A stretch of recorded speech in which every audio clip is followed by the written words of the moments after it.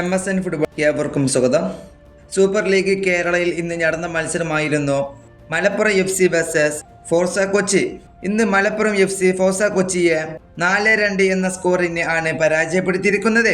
ഇന്നത്തെ മത്സരം വളരെ വാശിയോടുകൂടി തന്നെയായിരുന്നു നടന്നിരുന്നത്.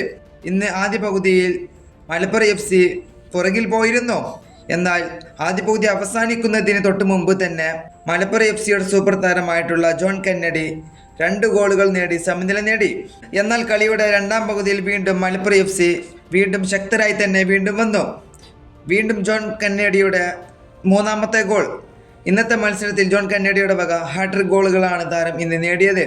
കളിയുടെ അവസാന മിനിറ്റിലായിരുന്നു മുൻ കേരള ബ്ലാസ്റ്റേഴ്സ് സൂപ്പർ താരമായിട്ടുള്ള ഇഷാൻ പണ്ഡിതയുടെ ഗോൾ. അങ്ങനെ 4-2 എന്ന സ്കോറിന് ആണ് ഇന്ന് ഫോർസ കൊച്ചിയെ മലപ്പുറം FC പരാജയപ്പെടുത്തിയിരിക്കുന്നത്.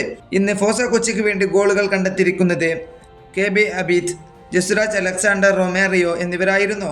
ഇന്ന് മിന്നും പ്രകടനമായിരുന്നു മലപ്പുറം FC കളിച്ചിരുന്നത്. ഇന്നത്തെ മലപ്പുറം FCയുടെ കളി കാണാൻ എത്തിയത് നിരവധി ആരാധകരാണ് മലപ്പുറം പയ്യനാട് സ്റ്റേഡിയത്തിൽ ഉണ്ടായിരുന്നത്.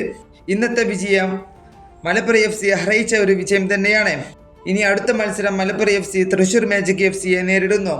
അതും ഡിസംബർ 7-നാണ് ആ മത്സരം വരുന്നത്. അതും ആദ്യ സെമി ഫൈനൽ.